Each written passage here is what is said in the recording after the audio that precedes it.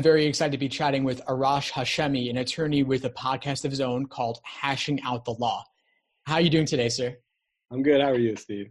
Great. Thanks so much for joining me. I was really excited to speak with you because I work with a lot of future lawyers, and they often want to know, what is the practice of law actually like? They're watching a lot of movies, TV shows like Suits. How does the media portrayal differ from the reality? So when I was a kid, I wanted to be in the NBA. That was my goal. And we had this family doctor whose friend in medical school was a Lakers doctor, and he was a basketball fan. And he always talked to me about basketball. And he asked me, "What do you want to do when you grow up?" I was about the 8th grade, and I go, "I want to be in the NBA." And he told me, "Well, why don't you be a lawyer?" I go, "What? I never thought about being a lawyer." He goes, "Why don't you be a lawyer? Because you're good at speaking and you like arguing." So something clicked in my head, and I said, "I want to be a lawyer." And I didn't know what being a lawyer was like. So to me, being a lawyer was what I saw on TV, Perry Mason, Law and Order, all these law shows. And I wanted to be a lawyer, and I wanted to practice mainly criminal law for the romanticism that the TV made it look like. And I was fascinated with these people. Then I became a lawyer. It's nothing like you see on TV. Nothing. I used to love Law and Order. I hate it. I can't watch it. I yell at it. My dad and my brother love it. They watch it, and I yell at the TV. I'm like, "No, that's not how you do it. No, that." Law and Order takes basically like a murder case, or if you have SUV, they have a rape murder case. And they go from the arrest to the end of the trial, and sometimes beyond the trial within an hour. Those things take years. They take years.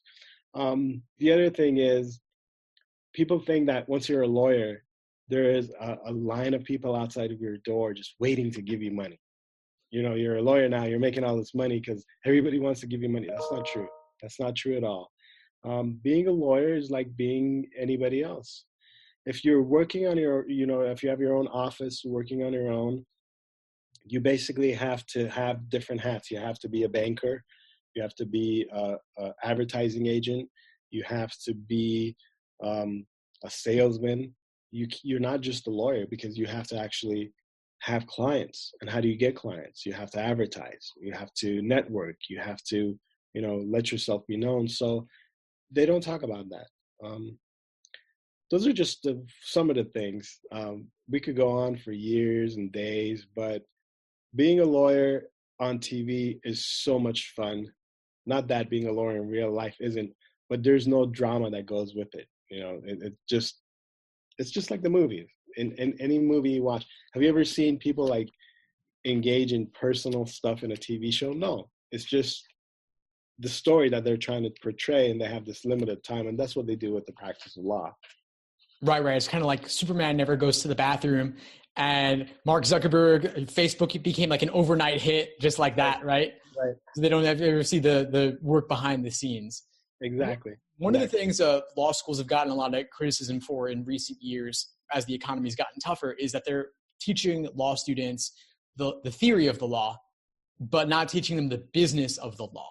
Right. So I'm wondering, when you're very prominent online, you've got your YouTube, your podcast, your website, and I'm assuming law school didn't teach you any of that.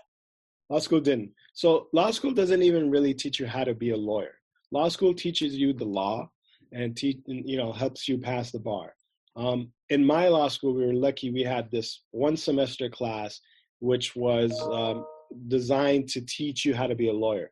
So what they took the class and they broke you up into like 2 different firms, and then they gave you these cases, and you had to try the cases, and you had discovery dates due and things like that. And your final exam was the teacher was the judge, and you actually had to try a case in front of the teacher. That was your final exam. So I was lucky to have that.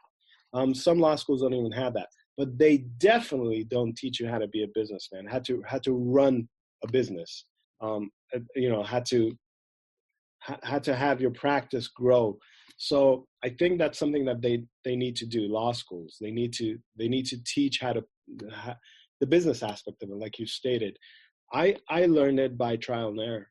I did have some older mentors that I got to pick their brains, but times change. Some of the people that were my mentors, they didn't grow up with technology. They didn't have Twitter or Instagram or Facebook. There was no PDFs. They did things by hand. So trial by error is the way I learn. And I made a lot of mistakes. And I continue to learn that way. Yeah, of course. You're an entrepreneur, essentially. Right, exactly. Yeah, so what would be your advice to a current law student or a recent grad in terms of what they can do to better prepare themselves for the business of law if they're, let's say, like yourself, they're going into a private practice of their own? If you are in college and you haven't declared a major, I suggest declaring a business major, learning business management, business marketing, something like that. And you think, well, how's that going to help me in the practice of law? It doesn't matter. You could be a music major and still go to law school. It doesn't really make a difference. I think that will give you the base that you need when you come out. If you want to go on your own or start your own firm or start with a partnership, it gives you that business background and base that you need. If you already graduated college and you're in law school, I'm not going to say go and learn business, take business courses because you don't have time, you're in law school, but try to prepare yourself, have a business plan, have a goal. One of the things that I made a mistake on, so at the 8th grade, this conversation I had, I want to be a lawyer now. So my goal is to be a lawyer, right? Well, you're in the 8th grade, and to be a lawyer is such a long time away that your main goal is to be a lawyer, but you don't have a goal after that. Okay. Then when I became a lawyer, I'm like, okay, I'm a lawyer. What do I do now? I didn't think about that. Think things through. Okay, after I graduated law school, what do I want to do? Do I want to work for a firm? Do I want to go on my own? If I want to go on my own, when do I want to go on my own? Do I want to work for a firm first and do it? So I suggest planning it and learn how to write a business plan. A business plan will help you go a long way, not just in the practice of law and just any practice. Well, that makes a lot of sense. Yeah, you're running a business no matter what at the end of the day. You are. So the difference between me and someone who sells shoes or sells ice cream is what I'm selling. I'm selling my service. They're selling a product. But running a business essentially is the same. We both need customers to buy our product, which is the ice cream or my services. We have rent to pay. We have bank fees. We have all these different things, loans to pay. So running a business is running a business. It doesn't matter what you do. Yeah. And I would imagine that with law schools getting criticism over post-graduation employment, they're looking for students and prospective applicants who maybe have some more business experience to show that they know a little bit about what it's like in the real world. Right. Some people don't want to deal with that. So they go work for a firm or they go work for the public defender's office. There's nothing wrong with that, but they don't have to worry about the business aspect of it. They just go to work, they're given the case, and that's what they do. And sometimes I envy them, actually. Yeah, no, it's definitely something appealing about having everything taken care of for you. Right. Although that's not the route that you or I are choosing. But the reason I focus on this is because with the shift in the economy, more and more people are in the position of hanging up their own shingles and having their own practices. Here in New York, and definitely getting a job at a big firm isn't as easy as it was 10 years ago. And the salaries aren't the same either. Right. The competition is crazy. So we're in LA, and not just LA, but the entire state is saturated with lawyers. So the competition here is different than in the different state where they have less lawyers. And then the cost of living. LA recently has caught up to New York and San Francisco and the cost of living. So yes, you're thinking, oh my God, yeah, I brought in $200,000, $300,000. Well, how much does that go in your pocket? You have to sit there and analyze all that stuff. It's not just, okay, I bring all these people in, they're paying me all this money, taking their cases. No, it doesn't work like that. And nobody talks about that in law school. They don't.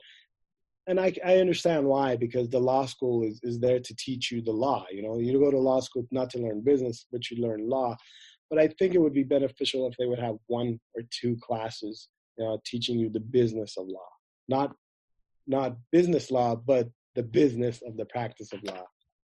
That would be incredibly valuable. And so yes. to go with the reality a bit further, could you walk us through like an average day in your life of like what happens when you meet with clients and market, and when does all that happen? So I practice in my firm. We do all different kinds of things. I particularly do the criminal defense stuff. So I do a lot of criminal defense. But in my firm, we do, personal injury, car accident, stuff like that. I spend a lot of my time on the road. So LA traffic is, I like to say it's worse than Manhattan traffic. And I believe it. I've heard. So, and, in criminal law, you have to be in court.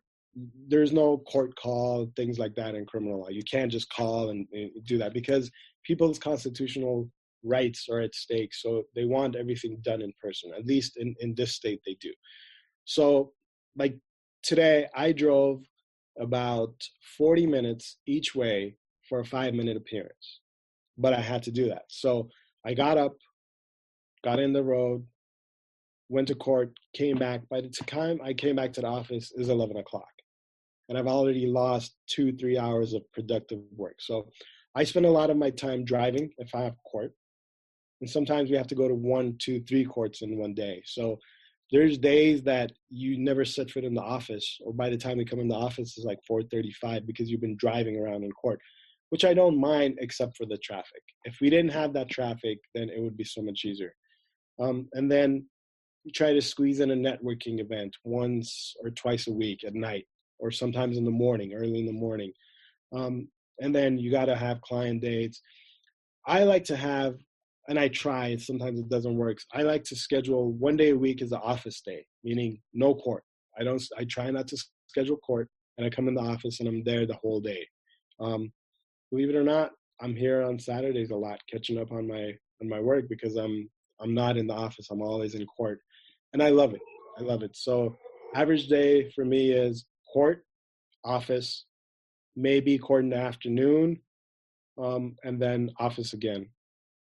And then at night, a networking event or a bar association meeting, something like that. So a lot of travel and also getting yourself out there. A lot of travel, getting yourself out there. And yes, word of mouth is the best referral source, I believe. You can spend thousands of dollars on advertising and it works, but somebody referring you a case is the best, because that means that person trusts you. The person they referred you is going on that trust. And if you do a good job, then that person will then trust you too. And then you have one more referral source. It makes perfect sense. It's the same with LSAT prep as well, of course. Right. Any service, I think. I'm wondering, are there certain, you said paid advertising works, but word of mouth is better. Are there certain, would you say that maybe paying too much for advertising is a common pitfall some new lawyers make? What are some common pitfalls in general you see them make? I believe so. Well, common pitfall is, they say you have to have a website, which is true. Everybody has to have a website. But then there's these companies that tell you, look, come with us. We'll charge you this much. We'll get you on number 1 on Google. We'll get you on number 1 on Bing or whatever, on these certain search terms. Be careful about that, because, all right, if this company is telling you that they're going to make you the number 1 criminal defense attorney in LA, and they're representing 4 or 5 different criminal defense attorneys, how are they going to make all of you number 1, first of all? Second of all, you got to look at the market you're in. It's easier for you to advertise on the, when I say keywords, you can actually buy keywords and show up in Google searches. Let's say I want to buy a criminal defense attorney, and I'm in Los Angeles. And for each person that clicks on that, I pay, I don't know, I'm using these figures as an analogy, like $10 or $20. Some keywords go for hundreds of dollars. But if you're in a smaller market, you don't have that much competition.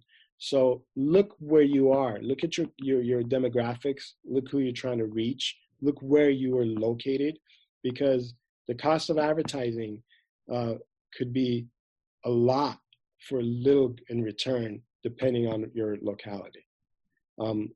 If you spend $1,000 in, I don't know, Kansas City, Missouri, the population is much less than LA, but you also have much less competition. Your $1,000 will go a lot.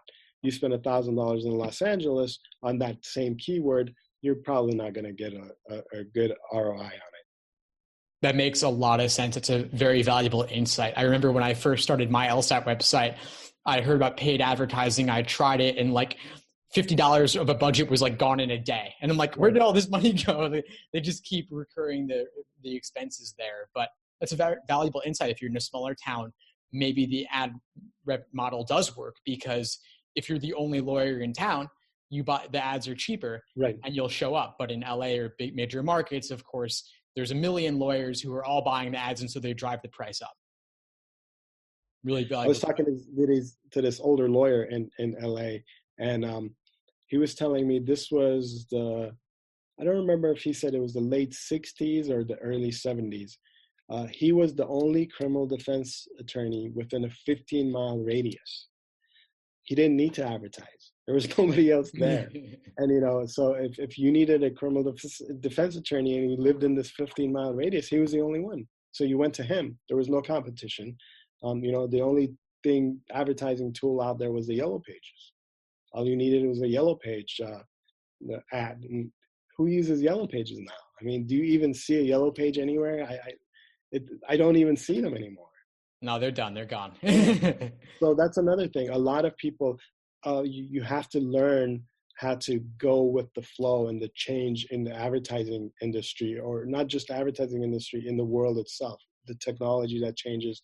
A lot of successful attorneys that were making a lot of money back in the day, when they refused to go into internet, or they didn't actually keep up with it, they lost that revenue, and they had to play catch up, and they could never catch up because somebody else was already there. So a lot of older people, they don't. YouTube, what's YouTube? I don't need to advertise in YouTube. I've been doing it on Yellow Pages. I'm doing fine. You got to learn to adapt. If you can't adapt, just like in any other business, you're not gonna succeed. That's a very valuable insight. And one thing I'm excited about, although it's tough, for the new students graduating now, your recent grads for law school, is that they are web savvy, and they will, I hope, make use of these technologies like YouTube, Facebook, Google, Twitter, et cetera. There are so many opportunities out there, and it's great to see someone like yourself leading the way with, showing how it can be done. You've got your YouTube channel, you've got your podcast. Talk a bit about your podcast. It's Hashing Out the Law. And Hashing Out the Law. What's the focus there? And are there particular episodes that might be useful for those applying to law school now, to give them a sense of what law is like? Yes. So I wanted to start a podcast for a long time because I just thought it would be a cool thing to do. And I liked interviewing people. So I thought, I could kill two birds with one stone. I can have interviews and I could, advertise myself. But I didn't know how to start it. And to me, it's like, you need all these technical equipments, and how do I do this? And I was talking to a colleague of mine, and I tell her, I want to do a podcast, but I keep procrastinating. I don't know what to do. And she looked at me and she goes, well, why don't you give yourself a time limit and say, if I don't start a podcast within 30 days, I'm never going to do it again. It lit a fire under me, and I was thinking, you know what, she's right. So I went home and I decided I'm going to do the podcast, and came up with with the name. I had a name in the back of my mind, and so I said Hashing Out the Law, and it has to be about law, but I didn't want it to be, me and another lawyer just talking about law. I want it to be something that non-lawyers could listen to. Yes, it has a law twist to it, but something that people who are interested in law but really don't know about it, or too afraid to learn about it, could listen to. And one of the episodes we had actually was one of our most popular episodes, was this woman who was not a lawyer, but she had a degree in medieval law. And we talked about medieval law, and I was telling her, well, if we did this today, this is the punishment. What would it be in medieval times? And it was very interesting to me. So that was it. And then we had a law school professor from Pace Law School on. She talked about law school itself. And one of the upcoming episodes that's going to be coming out is actually with you, which is going to help the people who want to go to law school, all about the LSAT and what the LSAT is like, and how to prepare for it and things like that. So we have another episode. It's about immigration law, and it talks about the changes in immigration law with the new administration. We had another episode about a lawyer who wrote a book about this trial that he had.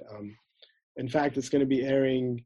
It's going to air in early February. By the time people see this, it's probably on there. He was in Pennsylvania, and he had a lawsuit that took about 4 years. It was against the Salvation Army, and it was the largest settlement in Pennsylvania history. So he talked about that and talked about the book, which talks about that case. But I find it to be a very fun thing for me. I personally enjoy it. I like to see it as a hobby, more of a chore. And for those people who are thinking about it, I suggest doing it. It's really fun. Great. Well, it's definitely inspiring to see you having so much fun with the practice of law, between the practice itself as well as your activities online, the marketing, YouTube, and the podcast. It sounds like you're really enjoying it and helping people out and getting your name out there at the same time. So you're definitely a great example for all the future law students to look to. Thank you. And thank you for letting me be on your podcast. It's a pleasure. Of course. Thanks for joining today. It's great to connect with you again and look forward to many more. Thank you, Steve. You have a good day. You too. Take care.